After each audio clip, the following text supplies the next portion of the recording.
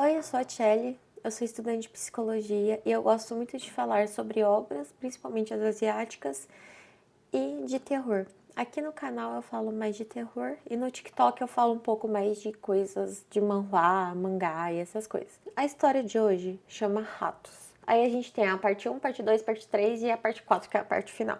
E ela é do Reddit Arquivo 404. Esse Reddit é um Reddit criado pela youtuber chamada Nath, focado em postar creepypasta. É um Reddit brasileiro. Então vamos para a parte 1. Minha mãe sempre odiou ratos. Não era um ódio de, vou matar todos eles. Não. Era uma aversão. Ela não conseguia ver um ou sequer uma imagem deles sem sentir pavor ou repulsa. Ela sempre me contava uma história sobre um garoto pobre que, enquanto dormia no chão, foi devorado vivo por uma ninhada deles. E eu, como qualquer criança que vê seus pais sentindo medo de algo, também sentia medo. Mas tinha que ser forte em enfrentar isso quando surgia um aqui ou ali. E você sabe, caro leitor, que há apenas um jeito de se livrar de um rato definitivamente: esmagando-o, envenenando-o, eliminando-o de qualquer forma violenta que você tiver na manga. E eu era encarregado disso, de dar um fim a eles. Algumas poucas vezes eu senti um aperto no coração de fazer isso com aquelas pequenas criaturas, mas a vida é assim, a sobrevivência é do mais forte. Mas não é com isso que a minha história começa. Ela começa em uma madrugada como qualquer outra. Eu estava, mais uma vez, acordada até tarde, aproveitando ao máximo o meu desemprego. Então eu me levantei e fui até a cozinha para beber um pouco de água. E foi quando eu ouvi os cães da rua latirem, como loucos. Então decidi olhar à janela e ver o que incomodava tanto aqueles canilupos familiares. Foi então que eu o vi, andando pacificamente, ignorando os cães que não se atreviam a se aproximar dele, mas ainda assim o seguiam. Pela distância não consegui vê-lo em detalhes, mas aquilo era grande e esguio, membros longos e retorcidos demais para serem de um humano. Uma cauda longa e pelada arrastava pelo asfalto. De resto, não tive como distinguir nada mais. Somente com isso senti meu estômago revirar. Você sabe aquele tipo de medo que você sente quando você acha que sua vida nunca mais vai voltar ao normal?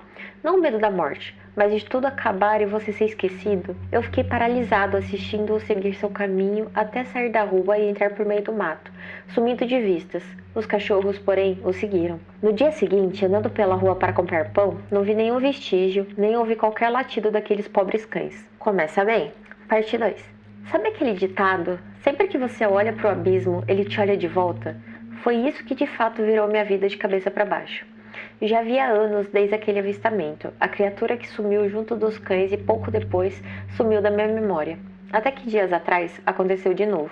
Em uma madrugada em que o sono não deu as caras, eu me levantei para usar o banheiro e passei pela janela, com a impressão de que tinha visto algo.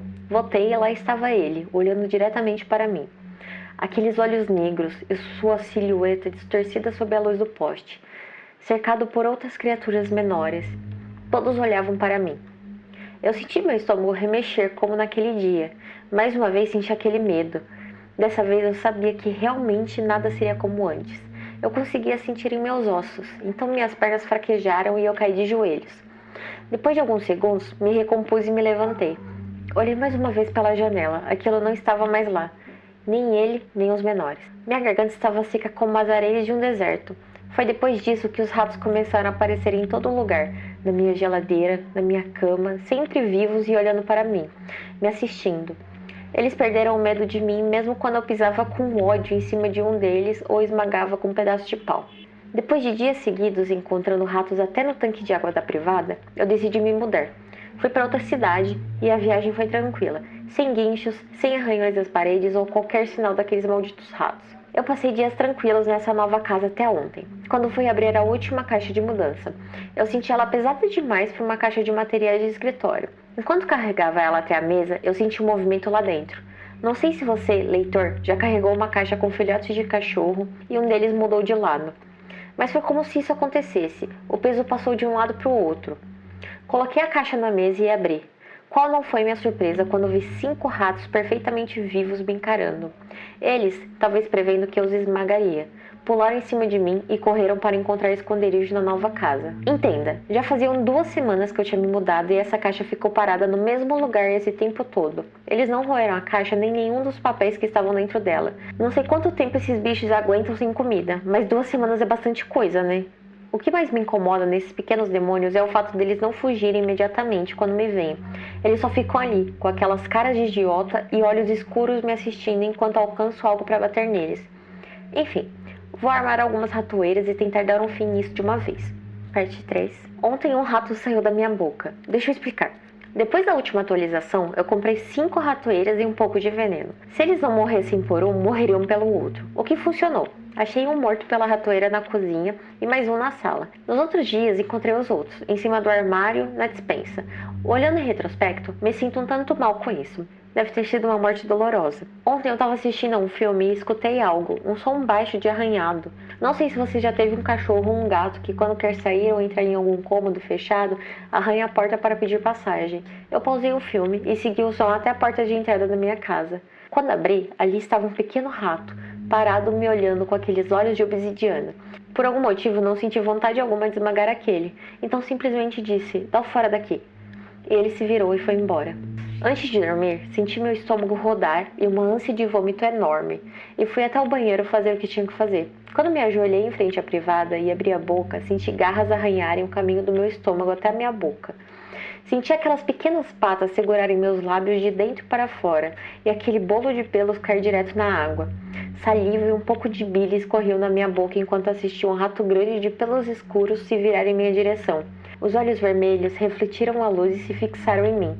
Minha garganta ainda arde. Eu fechei a tampa e dei descarga, achando que era só falta de sono ou alguma alucinação. Mas ele, depois do banho, levantou a tampa com seu corpo e se jogou no chão, o encharcando. Depois disso, reapareceram aos montes, incontáveis, sempre me olhando como se eu fosse um deles. Tenho que descobrir onde eu consigo comprar comida para alimentar todos. A ninhada está crescendo. Parte 4. Eu estava pesquisando e descobri um fenômeno raro que acontece com ratos. Eles ficam todos presos pelo rabo e viram um único ser. Algumas lendas até dizem que eles controlavam uma ninhada de ratos como se fosse uma mente única, com vários cérebros. Espero que isso não aconteça com a gente. Esse vai ser meu último post, então deixa eu contar o que aconteceu. Eu descobri que eles adoram comida de cachorro, então todas as minhas economias foram para o lote dela. Eles não param de chegar. Meus vizinhos vieram até mim reclamar da minha ninhada. Viram algumas dezenas deles correndo para minha casa depois de serem pegos roubando comida e queriam dar fim a ela. Eu conversei com eles e agora eles evitam a casa dos vizinhos. Alguns dias depois, os mais próximos reclamaram do cheiro que minha casa tinha. Mandei eles manterem tudo limpo e assim eles o fizeram. Outro dia, pisei em um deles. Isso me doeu na alma. Mandei que eles não ficassem no meu caminho enquanto eu ando. Meus ratos são muito obedientes. As crianças do meu bairro se impressionam com meus pequenos sempre obedientes e com as peripécias que eles sabem fazer. Mas seus pais não gostam nem um pouco do contato da cria deles com as minhas. Quando eu durmo, eu vejo túneis apertados, esgotos mal iluminados e fétidos. Enxergo através dos olhos dos meus ratos.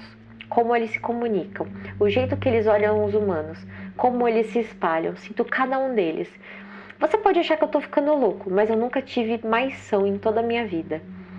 Então isso é uma despedida. Durou pouco, mas foi bom. Acho que vou me mudar de novo.